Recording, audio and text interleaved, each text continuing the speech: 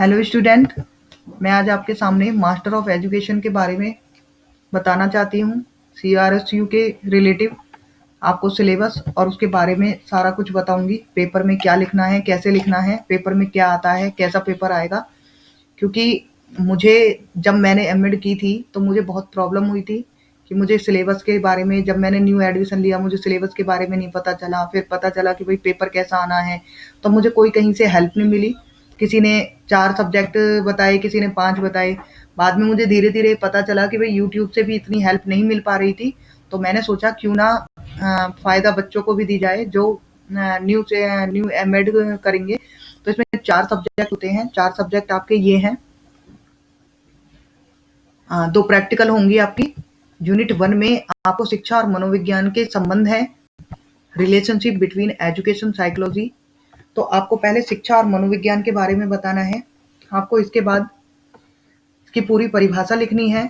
शिक्षा मनोविज्ञान 2 शब्दों से मिलके बना है, इनके बारे में लिखना है। ये सारी डेफिनेशन आपको लिखनी है। मनोविज्ञान का विकास क्या है? मनोविज्ञान के विकास में आपको लिखना है, जैसे कि इसमें मनोविज्ञान दिया है, व्यवहार का विज्ञान दिया है, चेतना का विज्ञान है, मन का विज्ञान है, आत्मा का विज्ञान है, दर्शन शास्त्र की शाखा है। तो इसमें आत्मा का विज्ञान है। आत्मा के विज्ञान में इनमें आपको अलग-अलग डेफिनेशन लिख ली है। जैसा कि पहले बताया जा चुका था कि मनोविज्ञान पहले दर्शन शास्त्र की एक शाखा माना जाता था। दर्शन शास्त्र का विषय आत्मा परमात्मा की व्याख्या करना था। तो मनोविज्ञान क्या है? एक शाखा माना गया है। आत्मा के विज्ञान का अध्ययन किया गया है। इसमें आत्मा अभी तक किसी को इसी के बारे में पता नहीं चल पाया, तो क्या है आत्मा, ये भी फेल हो गया हमारा काम। तो आत्मा की उत्पत्ति, स्थान तथा भौतिक अस्तित्व के बारे में किसी को कुछ भी मालूम नहीं था, तो इसलिए अस्तित्व की पुष्टि नहीं हो सकी। इसलिए मनोविज्ञान के इस अर्थ एवं परिभाषा को अस्वीकृत कर दिया गया।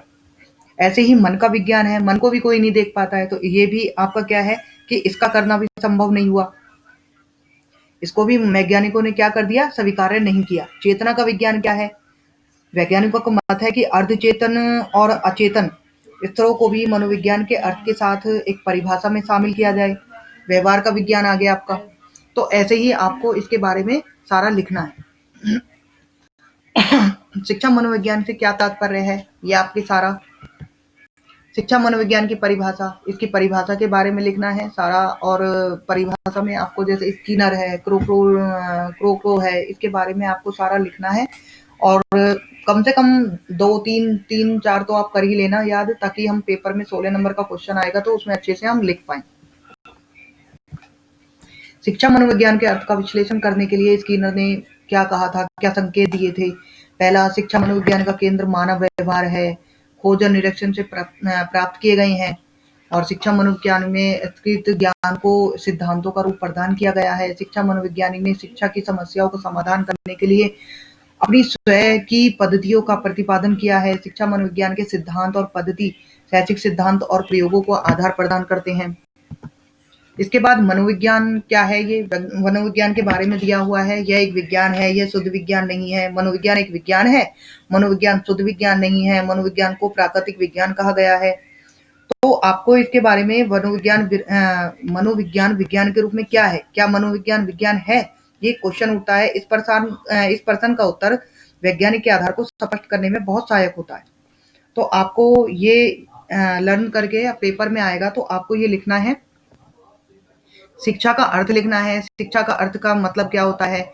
इसके बाद क्योंकि आपका क्वेश्चन है कि शिक्षा और मनोविज्ञान में अंतर, तो आप शिक्षा के बारे में बताओगे, मनोविज्ञान के बारे में बताओगे, उनके अर्थ बताओगे, उनकी परिभाषाएं बताओगे, शिक्षा और मनोविज्ञान के संबंध बताओगे, आप क्या संबंध है। Thank you. आपको कोई भी प्रॉब्लम हो, कोई भी डाउट हो, तो आप कमेंट बॉक्स में लिख के मुझे बता सकते हैं। धन्यवाद।